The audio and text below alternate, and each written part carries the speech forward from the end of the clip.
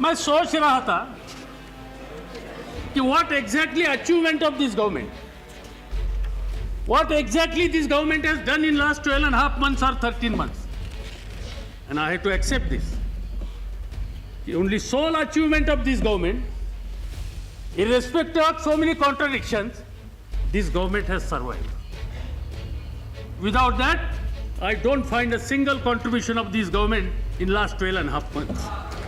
और इसलिए ये सरकार बच गया 13 महीने, यही बहुत काम अटल जी के नेतृत्व पर यहां हुआ था। और आज प्याज का फसल ज्यादा हो गया। वहां के नासिक के और जगह के किसान मांग कर रहे हैं कि आप हमारा प्याज दुनिया में भेजने के लिए इजाजत दे दो। इस सरकार ने दे दिया 25,000 पर महीने को, 30,000 पर महीने को, इतना एक्सपोर्ट करने की इजाजत दे दी। और इजाजत कब दे दी? जब किसानों के पास जो माल था वो बाजार में मंडी में गया, मंडी में वहां उन्होंने बेचने के बाद कि जिनका कॉस्ट ऑफ कल्टीवेशन भी उनको मिले नहीं, कीमत मिली नहीं, वो बेचने के बाद व्यापारियों के पास वो माल जाने के बाद उसको एक्सपोर्ट करने की इजाजत दी। पूरा मुनाफा देने का प्रबंध इस सरकार ने किया, व्यापारियों को और किसानों को तंग करने का काम इसी सरकार ने किया।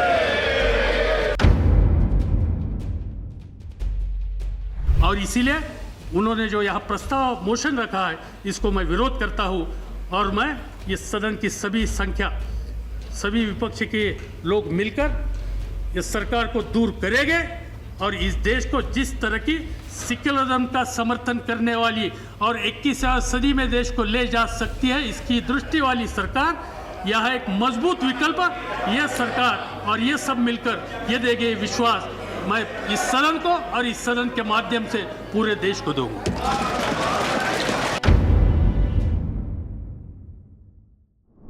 शरद पवार अध्यक्ष जी, सदन के सामने जो प्रस्ताव सदन के नेताजी ने यहाँ लाया है,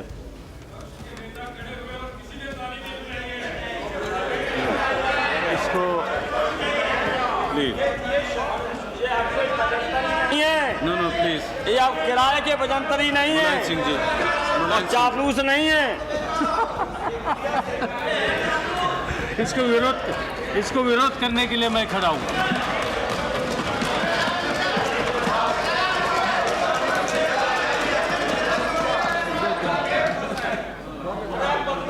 विरोध के साथ साथ मैं सदन को और देशवासियों को आश्वासन दिलाना चाहता हूं कि जब हम इस प्रस्ताव को विरोध करते हैं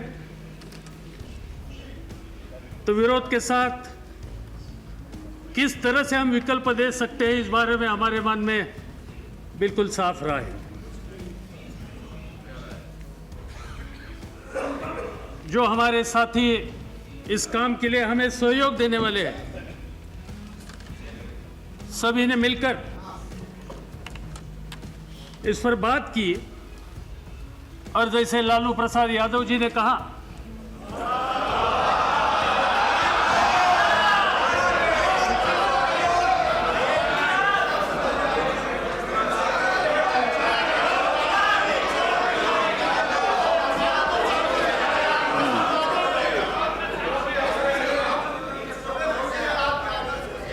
कि देश के ऊपर जो बोझ हुआ है सरकार का, वो सांप्रदायिक सरकार जाने के बाद हम 1 घंटे में बैठकर इससे रास्ता निकालेंगे और देश के सामने एक विकल्प देंगे।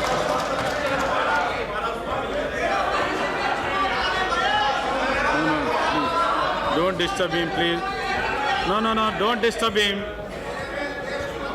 ये विश्वासदर्शक प्रस्ताव की नौबत आई कैसी? हम लोग वो है जो हमने कहा है 5 मिनट तो 5 मिनट, 1 मिनट में हम लोग चित करते हैं।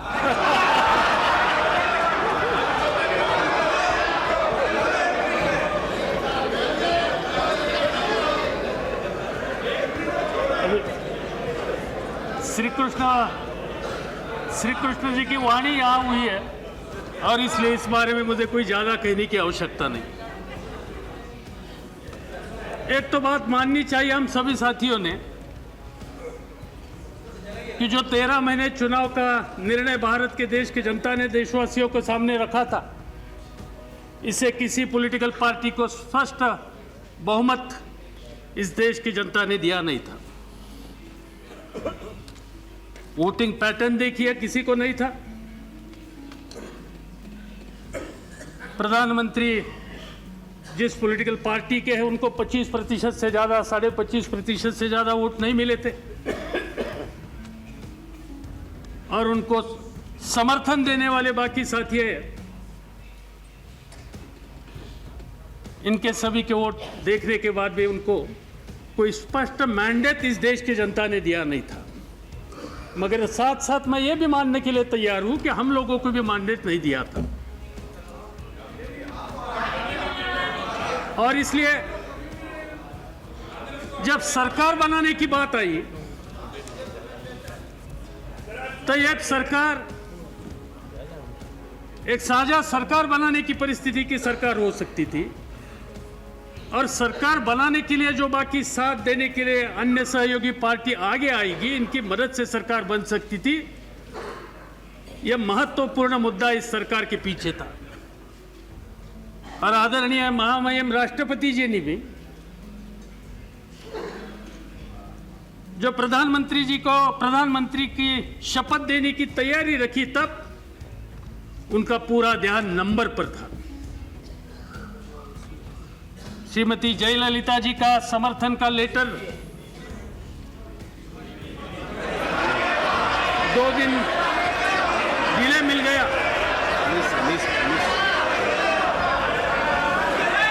तो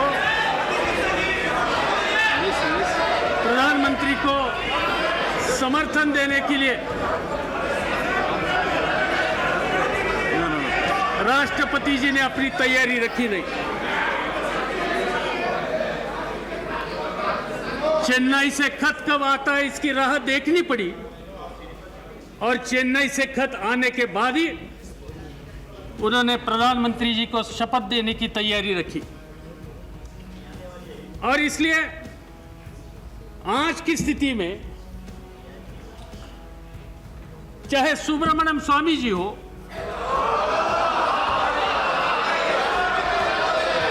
चाहे सरदार बूटा सिंह हो, चाहे चौथाला जी हो, चाहे एआईडीएमके हो, इन सभी का समर्थन इस सरकार को था। और जिस दिन इस सभी पॉलिटिकल पार्टीज और नेता ने अपना समर्थन वापस ले लिया, उसी क्षण पर इस सरकार को सरकार चलाने का अधिकार इस सदन में, इस देश में रहा नहीं, वो अधिकार उन्होंने खो लिया है।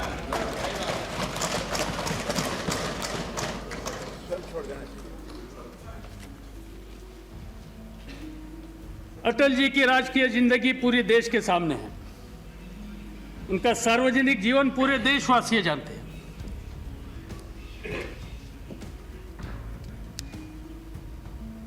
एक मॉरल बेस्ड पॉलिटिक्स करने का काम उन्होंने हमेशा करने की तैयारी दिखाई। हम चाहते थे कि जब यह समर्थन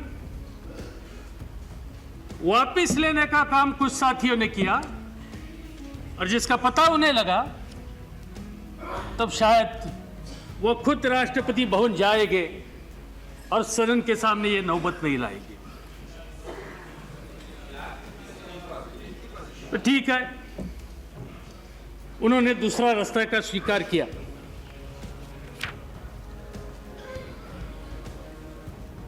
दो दिन में इसकी भी परिस्थिति पूरे देशवासियों के सामने आने वाली है।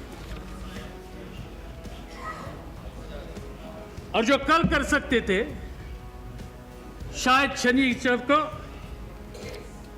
इस सदन में उनको बहुमत में ये देखने के बाद करने की परिस्थिति उनके ऊपर आएगी।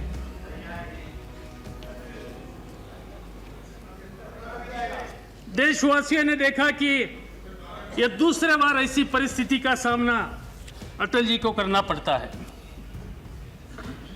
13 दिन की सरकार हम लोगों ने देखी, अभी शायद 13 महीने के लिए भी कुछ कम है। 13 महीने की सरकार आ रही। मैं सोच रहा था कि what exactly achievement of this government, what exactly this government has done in last 12.5 months or 13 months, and I had to accept this. The only sole achievement of this government, irrespective of so many contradictions, this government has survived. Without that, I don't find a single contribution of this government in last 12.5 months. और इसलिए ये सरकार बच गया 13 महीने, यही बहुत काम अटल जी के नेतृत्व पर यहां हुआ था। पूरी दुनिया की परिस्थिति एक अलग हो रही है। दुनिया में आजकल जगह जगह पर बात चालू है कि 21वीं सदी में जाने के लिए छोटे छोटे देश जो अपने सामने समस्या है, ये समस्या हम हल कैसे कर सकते हैं, अपने देश में जो गरीबी है वो दूर करने के लिए क्या कर सकते हैं, जो बेरोजगारी है वो दूर करने के लिए क्या कर सकते हैं, हमारी आर्थिक परिस्थिति कैसी मजबूत हो सकती है, आधुनिक विज्ञान और तंत्र का स्वीकार करके हम आगे कैसे जा सकते हैं 21वीं सदी में, यह विचारधारा दुनिया में आज प्रसुत हो रही है। संपूर्ण देश को एक रखकर इसमें शायद हम भी कुछ कर सकते थे, मगर इस 13 महीने के अटल जी का कारोबार देखने के बाद इस देश के हर व्यक्ति के सामने संदेह हो रहा है, क्या कमाई देशवासियों ने की इस बारे में, क्या आर्थिक परिस्थिति सुधार के लिए कोई खास कदम उठाए गए, जो मंदी का संकट पूरे देशवासियों के ऊपर तोप गया है, इससे कोई रास्ता निकलने के लिए कोई मजबूती से कदम उठाया गया है, औद्योगिक उत्पादन जो घट गया वो और ही घट कर रहा है, इसमें दुरुस्त करने के लिए कुछ कदम उठाया,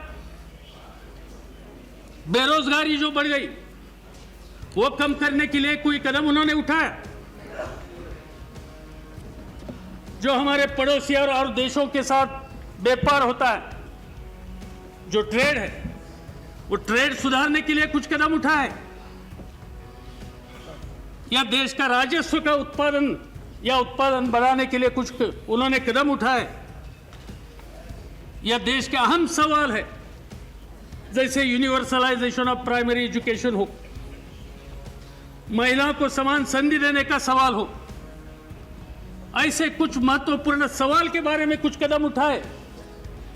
मुझे दुख होता है इस सभी सवालों का उत्तर जवाब ना है, इस 13 महीने में इस बारे में कोई सख्त कदम उठाया, ऐसी परिस्थिति देशवासी देख नहीं रहे। भारत जैसे देश को जब हम यहां की समस्या पर मात करके आगे जाने की बात करते हैं, विकास के रास्ते पर जाने की बात करते हैं, औद्योगिकरण बढ़ाने की बात करते हैं, बेरोजगारी की परिस्थिति सुधारने की बात करते हैं और दुनिया की एक शक्तिशाली देश बनाने की बात करते हैं, तो सबसे पहले हमारा ये फर्ज है, हमारी ये जिम्मेदारी है कि कम से कम हम देश के सब समाज एक कैसे रख सकेंगे, समाज में एकता कैसे पैदा कर सकते हैं। और पिछले 12 साढ़े 12 महीने में 13 महीने में जो परिस्थिति देशवासियों ने देखी और खास तौर पर समाज के छोटे वर्गों ने जो देखी, अल्पसंख्यकों ने जो देखी, ये परिस्थिति पिछले 50 सालों ने इस देश के जनता ने कभी देखा नहीं था। और इसका एक ही मैं मिसाल देना चाहता हूं कि भारत में ईसाइयों के ऊपर जितने हमले पिछले 13 महीने में हुए,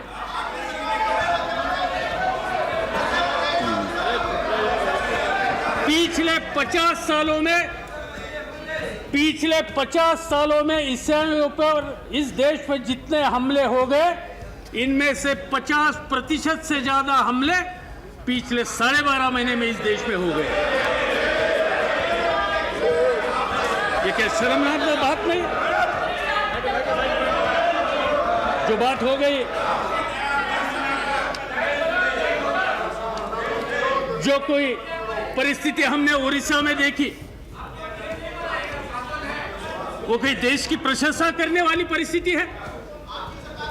ऑस्ट्रेलियन मिशनरी को वहां जिस तरह से जलाया,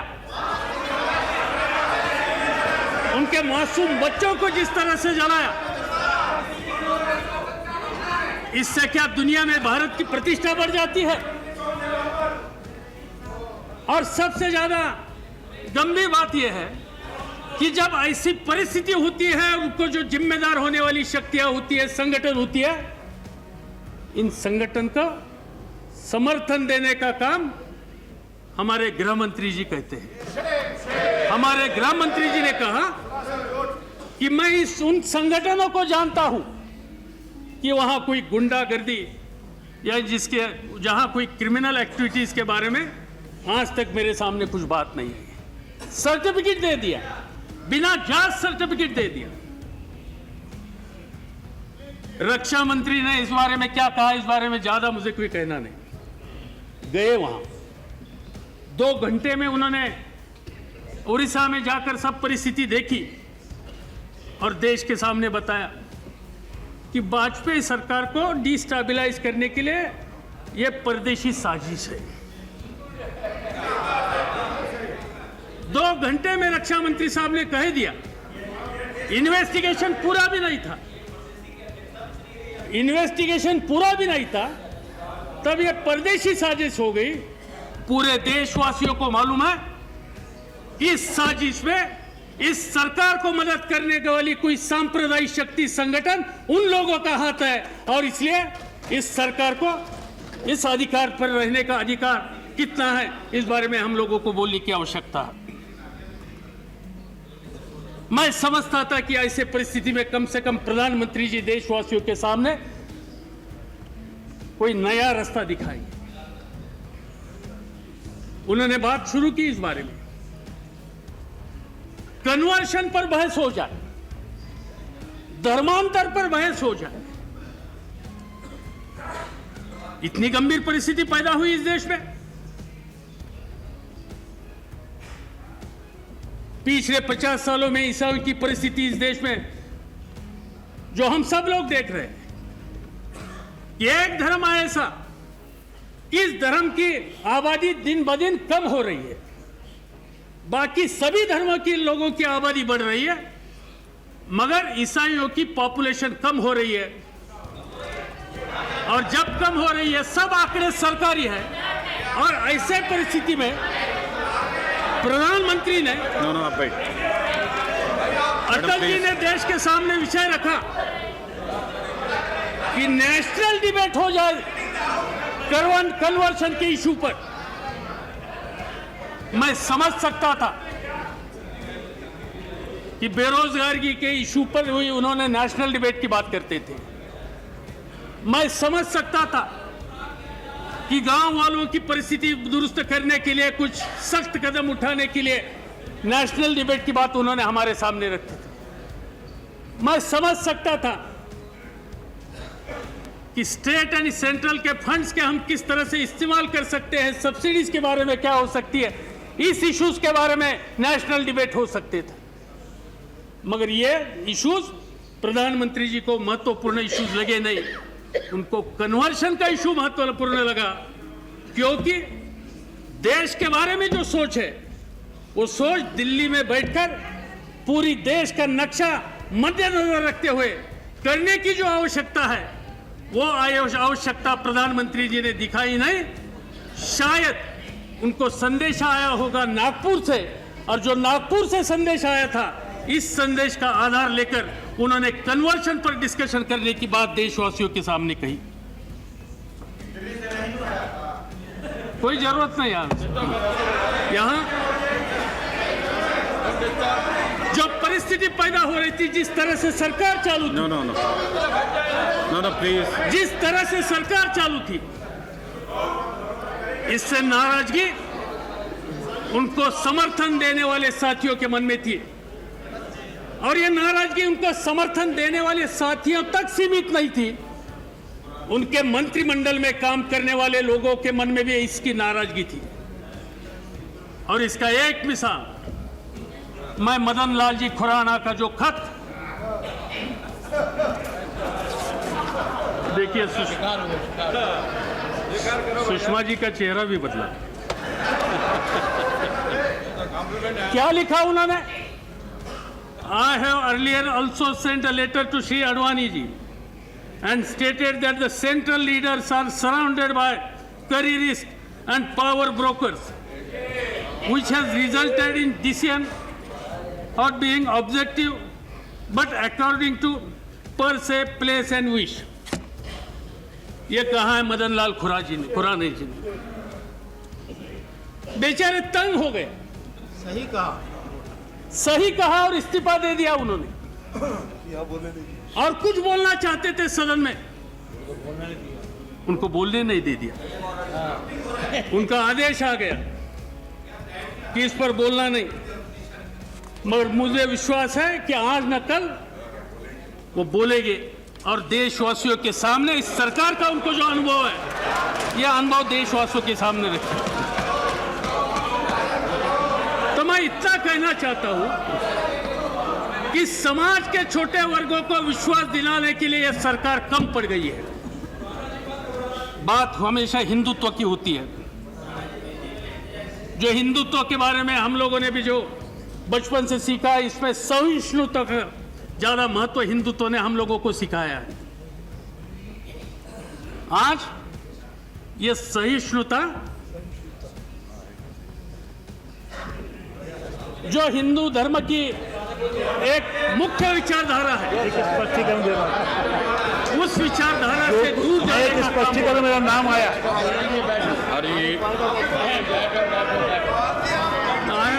मेरा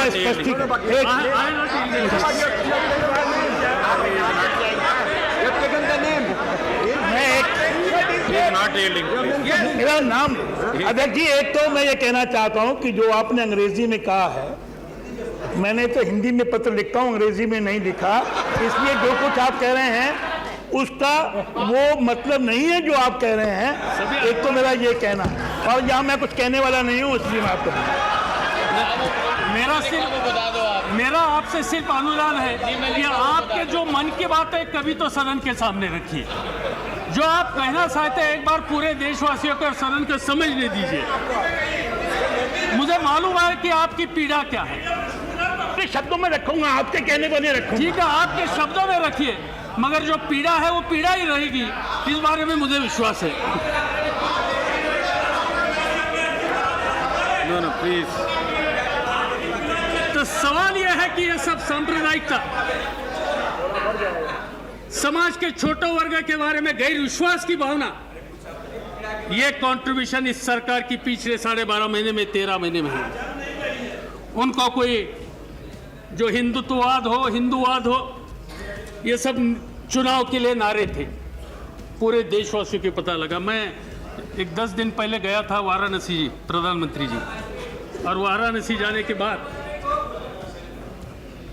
सुबह उठकर जरा गंगा घाट कभी देखे नहीं थे, देखने के लिए गए, और वहाँ की जो परिस्थिति हमने देखी, जो पानी देखा, जिस तरह से मरे हुए जानवर वहाँ देखे, और जिस तरह से मैंने वहाँ के लोगों से बातचीत की, और सब लोग कहते थे कि राजीव गांधी जी ने गंगा एक्शन प्लान जो शुरू किया था, ये एक्शन प्लान के बारे में उत्तर प्रदेश की सरकार हो या दिल्ली की सरकार हो, किसी ने ध्यान नहीं दे दिया, और किसी ने इस पर ध्यान दे दिया नहीं। भाई, इस गंगा का नाम लेकर, अयोध्या का नाम लेकर, वाराणसी का नाम लेकर राजनीतिक फायदा लेने का काम जिस पार्टियों ने किया, कम से कम इस देश की जनता का जो भावना का प्रतीक है, आधार है, इस पर तो ध्यान देने के लिए कुछ कदम उठाए गए। ऐसी भावना वाराणसी की जनता की थी, और वो कहते थे कि 12 महीने में जिस तरह से इस सरकार ने सभी कामों के बारे में देखने के बाद इस पर हमारा विश्वास बिल्कुल रहा नहीं। आप कोई दूसरा विकल्प जल्दी दीजिए, तब तक वहां की परिस्थिति सुधरेगी नहीं। यह परिस्थिति हो गई। वहां क्या स्नान करेंगे भाई? दूसरा क्षेत्र आप देखिए, जैसी देश का एकता का सवाल है, जैसी सबसे बड़ी महत्वपूर्ण समस्या है देश की आर्थिक स्थिति की। आज औद्योगिक उत्पादकता कम हो रही है। मैं जिस क्षेत्र का प्रतिनिधित्व इस सदन में करता हूं, इसमें एक विभाग ऐसा है जहां मेरे स्टेट की सबसे ज्यादा कारखानदारी है, जिसको पिंपरी चिंचवड़ कहते हैं। टेल्को की फैक्ट्री हो, बजाज ऑटो की फैक्ट्री हो, किर्लोस्कर की फैक्ट्री हो, ऑल मेजर इंडस्ट्रीज जो मेरे स्टेट पे, इनमें से बहुत से हिस्सा उस क्षेत्र में। आपको ताज्जुब लगेगा, 50% से ज्यादा कारखाने, नए कारखाने वहां बंद हो गए। और जो छोटे कारखाने हैं, जो मेजर इंडस्ट्रीज को मदद करने वाली थी,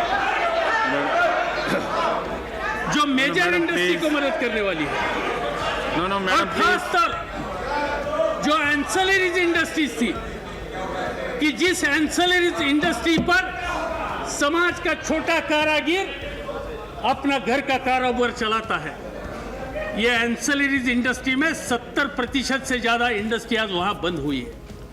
और एक शहर में 50,000 से ज्यादा मजदूर आज बेरोजगार हो गई, आज उनको रोटी मिल नहीं रही। ये परिस्थिति सबसे ज्यादा डेवलप इंडस्ट्री जिस शहर में, इस शहर की है। क्या परिस्थिति होगी पूरे देश में? क्या परिस्थिति हो गई पब्लिक सेक्टर की? जिस तरह से कदम आपने उठाए, इससे ये बेरोजगारी कम करने के लिए, कारखानदारी चलने के लिए, औद्योगिक उत्पादकता बढ़ाने के लिए कोई कदम इस सरकार ने उठाया नहीं, और इसकी पूरी कीमत पूरे देशवासियों को देनी पड़ती है। स्वदेशी का नारा कई सालों से हम देखते हैं। क्या परिस्थिति है इस बारे में? आज दुनिया भारत को एक डंपिंग ग्राउंड बना रहा है।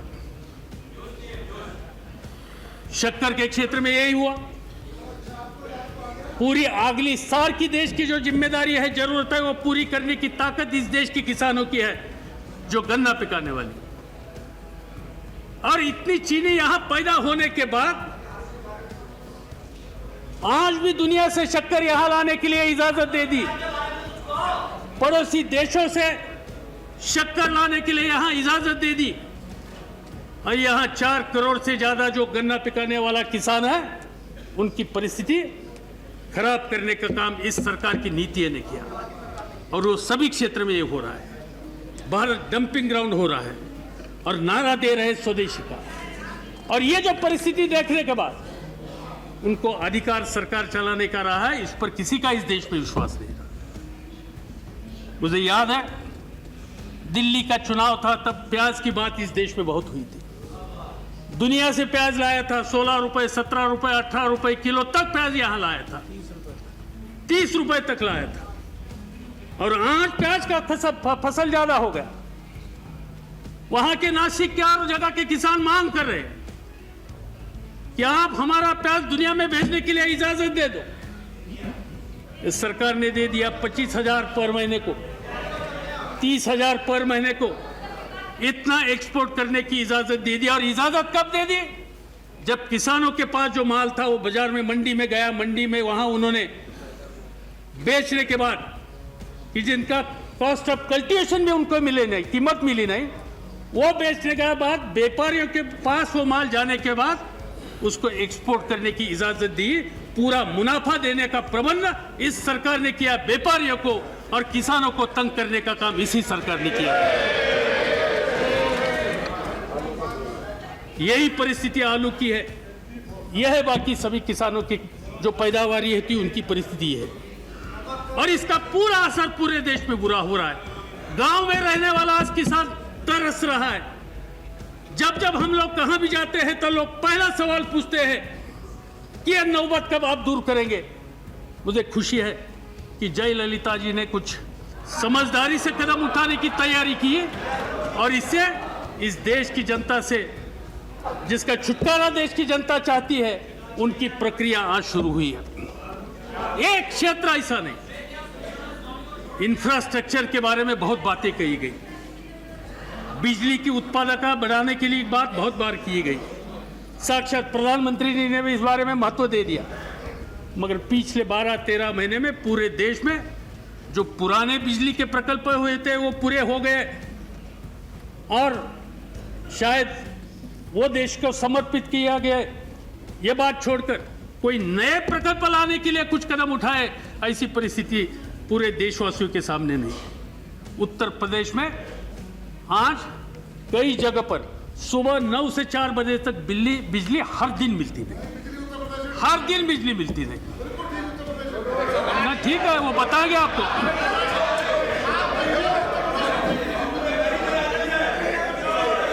बहुत बड़ी स्लोगन्स की, पूरे देश में बड़े महामार्ग बनाएंगे, बिजली के केंद्र बनाएंगे, नए पोर्ट बनाएंगे, मगर पिछले 13 महीने में इस सभी क्षेत्र में बड़ी इन्वेस्टमेंट दुनिया से आई या इस देश में तैयार हुई, ऐसा एक मिसाल देने की परिस्थिति इस सरकार की नहीं। ये सभी इंफ्रास्ट्रक्चर स्टेज के बारे में इस सरकार ने बिल्कुल नज़रअंदाज करने का काम किया है। मैं तो सोचता था कि कम से कम टेलीकॉम पॉलिसी में थोड़ी बहुत कोई सुधार करेंगे। दुनिया की इन्वेस्टमेंट वहाँ हुई, थोड़ा बहुत कुछ काम किया, मगर जो किया वो पूरा किया नहीं। यहाँ पूरा दुनिया को एक मैसेज भेजने की आवश्यकता थी कि हम टेलीकम्युनिकेशन क्षेत्र को महत्व देते हैं। कम्युनिकेशन फील्ड की एक अलग कीमत दुनिया में है और इसमें भारत पिछड़ा नहीं रहना चाहिए, इस बारे में हमारा ध्यान है। मगर वहाँ भी जिस तरह से ब्यूरोक्रेटिक अप्रोच सरकार में बैठने वाले साथियों ने ले लिया, इससे पूरे दुनिया के सामने एक मैसेज गया है कि इस देश में कुछ हो नहीं सकता, और इससे हमारे देश का इन्वेस्टमेंट क्लाइमेट खराब हो गया और नई पूंजी इस देश में आने के रास्ते सब बंद हो गए। और इससे सबसे ज्यादा जिम्मेदार कौन हो, तो इस सरकार के बारे में दुनिया के मन में गैर विश्वास की भावना, और इसकी परिस्थिति आज देश के सामने हम लोगों को देखना पड़ती है। मुझे खुशी है कि इस साल बारिश अच्छी थी, किसानों ने मेहनत की, फसल अच्छा निकला। मगर इससे पहले भी सदन में बात हुई थी कि हुकूमत में आने के बाद हम किसानों के लिए एक नई कृषि नीति जल्दी से जल्दी लाएंगे।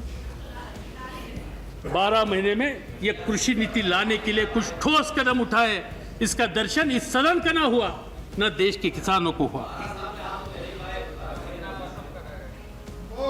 सरकार चलाना हो तो प्रशासन यंत्रणा हो, एडमिनिस्ट्रेशन हो, उनको भी विश्वास में लेकर काम करने की आवश्यकता है। कई साल हम लोग भी सरकार में रहे, राज में रहे, यहां रहे, मगर इतने छोटे स्पैन में, 12 महीने के स्पैन में सरकार से संबंधित लोगों ने यहां जो स्ट्राइक पर जाने का काम इस समय किया, इससे पहले कभी नहीं हुआ था। और कौन लोग स्ट्राइक पर गए? ऑल इंडिया मेडिकल इंस्टीट्यूट के डॉक्टर्स, वहां के रिसर्च स्कॉलर्स, उनको स्ट्राइक पर जाने की परिस्थिति पैदा हो गई। न्यायालय के कर्मचारी वो स्ट्राइक पर गए, बैंक में काम करने वाले कर्मचारी, उनको स्ट्राइक पर जाने की नौबत आ गई। कृषि क्षेत्र में जो वैज्ञानिक है, जो कभी स्ट्राइक की बात करते नहीं थे, उनको स्ट्राइक पर जाने की परिस्थिति हो गई। एनटीपीसी के कर्मचारी वो स्ट्राइक पर गए। प्रसार भारती के कर्मचारी पिछले कई महीनों से सभी पार्लियामेंट के मेंबर हो, अन्य पॉलिटिकल पार्टी के नेता हो या अखबार वाले हो, उनके दरवाजे पर जा रहे हैं, कोई उनके साथ बातचीत करने के लिए भी तैयार नहीं। समाज का एक बहुत बड़ा वर्ग जिनको विश्वास दिलाकर हम देश का प्रशासन ठीक तरह से चला सकते हैं, इन पर ध्यान देने की परिस्थिति आज इस सरकार की रही नहीं, और पिटाई हो रही। विदेश नीति के बारे में बहुत कुछ कहा गया, जो कुछ अच्छे कदम उठाए इसकी इस सदन ने स्वागत किया।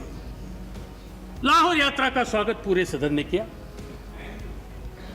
अच्छी बात है। पड़ोसियों के साथ अच्छे रिश्ते रखने के लिए कदम उठाने की आवश्यकता है, और इस बारे में अटल जी ने कुछ किया, इसका स्वागत इस सदन ने किया था। अग्नि दौड़ की बात पूरे देश में आ रही है, दुनिया के सामने आ रही है।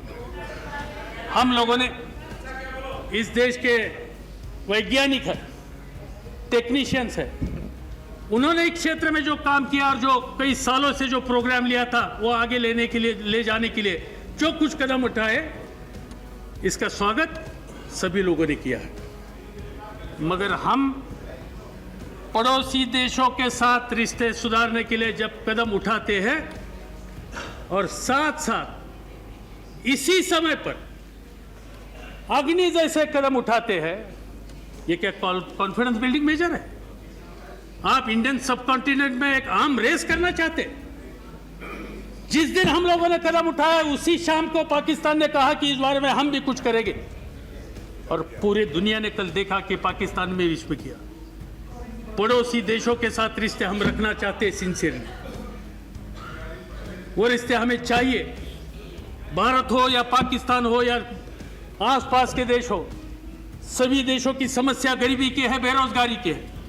हमारा पूरा ध्यान इस पर रहने की आवश्यकता है, और हमारा पूरा ध्यान हम आर्म रेस में लगाएंगे तो इस सब कॉन्टिनेंट के जितने गरीब लोग हैं इनकी परिस्थिति में सुधार होगा नहीं, ये सब दुनिया का पिछड़ा भूभाग होगा। और इसलिए मुझे मालूम नहीं है जो समय अटल जी ने स्वीकार किया था, इस समय का उस समय ठीक था या ठीक नहीं था, इस बारे में उनको बनाना पड़ेगा। पड़ोसी देशों के साथ साथ रिश्ते सुधारने की बात जब होती है, तब जैसे पाकिस्तान हमारे लिए एक महत्वपूर्ण देश है, वैसे चाइना भी हमारे लिए महत्वपूर्ण देश है। कई सालों से कदम उठाए गए थे कि वहां हम रिश्ते कैसे सुधार सकते थे। पुराने राष्ट्रपति गए, राजीव गांधी प्रधानमंत्री थे तब गए, उनका डेलीगेशन आ गया। सबसे पहले शुरुआत अटल जी ने की थी जब फॉरेन मिनिस्टर थे, तब जब बिल्कुल हमारे रिश्ते खत्म हुए थे तब की शुरुआत उन्होंने की थी, उसका स्वागत हम लोगों ने किया था। नरसिंह राव जी के जमाने में कुछ एग्रीमेंट हो गई, और चाइना और भारत में एक तरह के एक विश्वास का माहौल पैदा हो रहा था।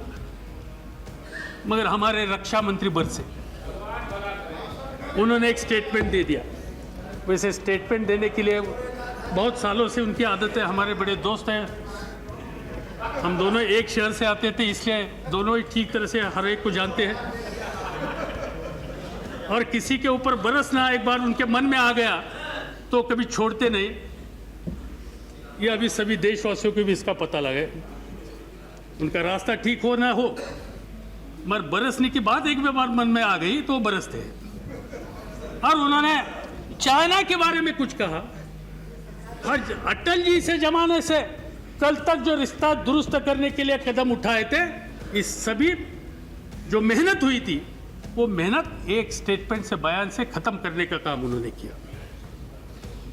और इसलिए मुझे मालूम है कि विदेश नीति के बारे में भी इस सरकार का कंट्रीब्यूशन निश्चित स्वरूप में क्या है। कौन सा ऐसा क्षेत्र है कि जहां 13 महीने में कुछ किया? बहुत से बातें की, समाज प्रबोधन की बात की, सामाजिक परिस्थिति दुरुस्त करने की बात की, महिलाओं के उद्धार की बात की। मैं एक ही सवाल पूछना चाहता हूं कि समाज का 50% जो आबादी जिस महिलाओं की वर्ग की है, इनको अधिकार देने की बात इस सदन में कई बार आ गई, और उसकी तैयारियां हमारी है, ये बात आपने 50 बार कहा होगा बाहर और हाथ, मगर इस बारे में आरक्षण देने की जो तैयारी करके सदन के सामने जो आपने प्रारूप लाने की आवश्यकता थी, इस पर आज तक आपने कदम उठाया नहीं। और सबसे ज़्यादा गंभीर बात मेरे सामने ये है कि डिफेंस पर्सनल को किस तरह से व्यवहार हम करने की तैयारी रखी है, किस तरह से ट्रीटमेंट दी। पूरी दुनिया में आज भारत की डिफेंस के बारे में बातचीत शुरू है, डिस्कशन शुरू है। भागवत इशू, इस पर मैं किसी का समर्थन करने के लिए यहां खड़ा नहीं,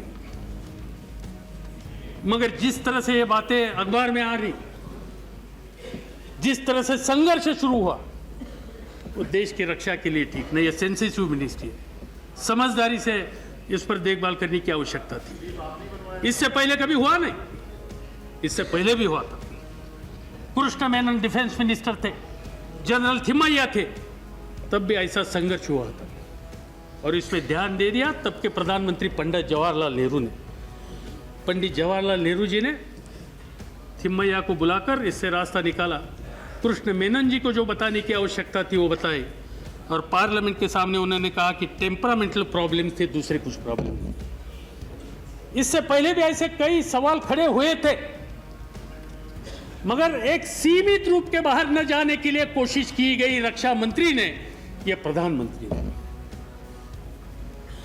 मगर जिस तरह से entire naval x naval chief का इशू जिस तरह से हैंडल किया गया, मुझे लगता है कि पिछले कई सालों में चीन के लड़ाई में हमारी डिफेंस मिनिस्ट्री और आर्म फोर्सेस का जितना नुकसान नहीं हुआ, इससे ज़्यादा ये इशू जिस तरह से हैंडल किया गया, इससे नुकसान इस सभी विभाग का हुआ गया। ये बात कई दिनों से, कई महीनों से अखबारों में आती थी। हमारे कई साथी इस इशू पर बहस करना चाहते थे। हम लोगों ने उनको निमंत्रित किया और हमने उनको बताया गया कि रक्षा के बारे का जुड़ा हुआ ये सवाल है, सेंसिटिव इशू है, इस पर सदन में बहस करना ठीक नहीं होगा, हम बातचीत जाकर करेंगे। और मैंने और डॉक्टर मनमोहन सिंह साहब ने प्रधानमंत्री की मुलाकात लेकर जो कुछ हमारी भावना इस बारे में थी उनके सामने रखी और हमारी अपेक्षा ये थी इससे वो ध्यान देकर कुछ न कुछ कदम उठाया गया इस तरह का कि जिससे रक्षा दल में काम करने वाले सभी साथियों का मनोदल पर बुरा असर नहीं होगा। मगर एक दिन सुनना पड़ा कि naval chief has been expelled. इसके मेरिट और डीमेरिट्स के बारे में मैं ज़्यादा कुछ कहना नहीं चाहता हूँ, मगर एक बात जरूर कहना चाहता हूँ कि जिस तरह से इस इशू के बारे में कॉन्फिडेंशियल रिकॉर्ड, सीक्रेट पेपर्स पूरे देशवासियों के सामने, शुरुआत हुई सिलेक्टिव लीकेज से। कुछ अखबारों को सिलेक्टिव लीकेज करने का काम जरूर हो गया। कई वीकलीज ऐसे हैं कि जो डिफेंस मिनिस्ट्री के फाइल के पेपर उन्होंने वहां उद्धृत किए हैं। रक्षा मंत्री के 2-3 इंटरव्यू देखे देशवासियों ने, मेट्रो में देखा, शायद आपकी अदालत में देखा और कहीं एक स्टार या कहीं किसी पर देखा, और वो वहां बैठे थे तो बार बार कागज दिखाते थे कि डिफेंस मिनिस्ट्री में such and such decision was taken, such and such paper is there. Secret paper, sensitive paper, ये किस तरह से हम लोगों ने इसका इस्तेमाल करना चाहिए, इसकी भी कुछ मर्यादा होती है और इस मर्यादा संभालने का काम जो रक्षा मंत्री जी का था वो उन्होंने किया नहीं। ये बात मुझे यहाँ कहनी होगी। जिस तरह से बातें आ गई, मुझे याद है कि इंडियन एक्सप्रेस के 7 अप्रैल में शेखर गुप्ता जी उनके मुख्य संपादक है, उन्होंने लिखा था, इसमें दोनों ही जिम्मेदार हैं। उन्होंने लिखा था कि documents relating to every single aspect of the controversy are now floating freely all over the capital from media offices to the diplomatic circuit There is not one thing about the supposedly super secret operation leak that the cocktail circuit does not know. Copies of the letters alleged written by Morarji Desai to Fernandes cautioning him on his activism on certain aspects of the India's nuclear relations with Libya are freely circulated. Similarly, the photocopiers in the Ministry of Defense have worked overtime for the past few months making copies of the adverse entries on Bhagwat's old annual confidential record, and there are a number of other things. जिम्मेदार जितने अखबार हैं इन सभी ने इस बारे में कुछ ना कुछ लिखा था। जिस तरह से इस कागज का बंटवारा हो गया, जिस तरह से इंफॉर्मेशन लीक की गई, जिस तरह से उसको जवाब देने के लिए सरकार ने यह जो किताब उठाया, इससे बात एक साबित होती है कि जो जिम्मेदारी है, जो पहला स्टेटमेंट उनका आया था, बयान आया था, मैं समझ सकता था। उन्होंने कहा you can kill me but I will not disclose certain things for the larger interest of nation, वहां तक उनकी भूमिका ठीक थी। मगर बाद में जिस तरह से उन्होंने बयान दे दिए, जिस तरह से उन्होंने स्टेटमेंट दे दिया, इंटरव्यू दे दिया, लगता था उनके चेहरे से कोई डेस्परेट आदमी है, एक्सट्रीम लाइन लेकर कोई खत्म करने के लिए जा रहा है, और उस तरह से कदम उन्होंने उठाए। ये बात फर्नांडिस साहब के लिए नई नहीं है। जब कुछ एक बात मन में वो लेते हैं, वो बड़ी बिल्कुल आखिर तक लड़ाई करने का उनका स्वभाव है। मुझे याद है, आई थिंक 1977 और 78 he was the industry minister. फीकी के मीटिंग में गए और वहाँ जाकर उन्होंने कहा कुछ robbers, rats, he was calling to the industry as the industry minister। और कोई भी इशू हो तो लोगों के तारे सामने बड़ी अच्छी तरह से रखने की भी उनकी एक हैसियत है, उनकी खूबी है वो। मुझे याद है, एक गैलरी में बैठकर मैंने यहाँ इस उनका एक भाषण सुना था। मोरारजी भाई के खिलाफ एक नो कॉन्फिडेंस मोशन आया था, अरे क्या एग्रेसिवली भाषण किया था उन्होंने, और 48 आवर्स में उन्होंने अपना रास्ता बदला। 24, I am sorry, I am ready to correct, 24 घंटे you are witness, Swami ji is witness. तो 24 घंटे में उन्होंने अपना रास्ता बदल दिया, और इसलिए किसी का समर्थन करने की बात उन्होंने लेती है तो बड़ी अच्छी तरह से समझ कर सकते हैं। किसी को डिमोलिश करना हो, भले इसमें कोई तथ्य हो, कोई आधार हो ना हो, वो डिमोलिश भी बड़े एग्रेसिवली कर सकेंगे, और ये देखेंगे आप आज या कल। मगर इसमें सबसे बड़ी गंभीर समस्या ये है कि जो इश्यूज भागवत ने जो इश्यूज रेज किए, इसमें कहां तक सच्चाई है इस बारे में मैं कुछ कह नहीं सकता हूं। मैं इसका समर्थन भी नहीं करना चाहता। जिस तरह से उन्होंने भी कुछ कागजात अखबार वालों के दे दिए वो भी गलत है, मैं इसका भी समर्थन कभी नहीं करूंगा। मगर जो इश्यूज उन्होंने बनाए और डिफेंस मिनिस्टर ने जो कोई गंभीर इश्यूज इनके बारे में देश के सामने मीडिया के माध्यम से रखे, मुझे लगता है कि इसकी आवश्यकता जांच होने की और इंडिपेंडेंट एजेंसी से जांच होने की आवश्यकता थी, और इसलिए जेपीसी की मांग थी। मगर प्रधानमंत्री जी ने जेपीसी हमें मंजूर नहीं, ये बात सदन के बाहर पहले ही कही थी। मुझे याद था, छोटे छोटे चीज़ों के बारे में इस सदन में 2-2 दिन 3-3 दिन सदन का कामकाज बिल्कुल ठप हुआ था जेपीसी के मांग के लिए। मगर देश की रक्षा से जुड़े हुए सवालों पर जेपीसी देने की तैयारी इस सरकार की नहीं थी। इससे रक्षा के बारे में इस सरकार की नीयत क्या है, नीति क्या है, ये बात पूरे देशवासियों के बारे में, देशवासियों के सामने रखती है। और इसीलिए आपने सभी क्षेत्र का पिछले 12 महीने का सब हिसाब ले लिया, तो एक क्षेत्र ऐसे नहीं कि जिस क्षेत्र में इस सरकार ने कुछ मजबूती से कदम उठाए गए। इकोनॉमी हो, इंडस्ट्री हो, अनएम्प्लॉयमेंट हो, सामाजिक एकता हो, ये सभी क्षेत्र में ये सरकार काम करने के लिए और लोगों का विश्वास हासिल करने के लिए बिल्कुल असफल होगा। और यह असफलता दिल्ली में जनता ने दिखाई, राजस्थान में जनता ने दिखाई, मध्य प्रदेश में जनता ने दिखाई, 8-9 जगह पर बाई इलेक्शंस में भी जनता ने दिखाई। और ये जो सरकार जिन्होंने सिर्फ सांप्रदायिकता की घृणा देशवासियों के सामने रखी, देश के रहने वाले सभी साथियों को एक तरह का विश्वास दिलाने की जो जिम्मेदारी थी वो जिन्होंने पूरी की नहीं, और देश को कई साल पीछे लेने का काम किया, उनको अधिकार पर और देश का बागडोर संभालने कर रहने का एक मिनट का भी अधिकार नहीं। और इसीलिए उन्होंने जो यहाँ प्रस्ताव मोशन रखा है, इसको मैं विरोध करता हूँ, और मैं इस सदन की सभी विपक्ष के लोग मिलकर इस सरकार को दूर करेंगे, और इस देश को जिस तरह की सेक्युलरिज्म का समर्थन करने वाली और 21वीं सदी में देश को ले जा सकती है, इसकी दृष्टि वाली सरकार यह एक मजबूत विकल्प यह सरकार और ये सब मिलकर ये देंगे विश्वास मैं इस सदन को और इस सदन के माध्यम से पूरे देश को दूंगा।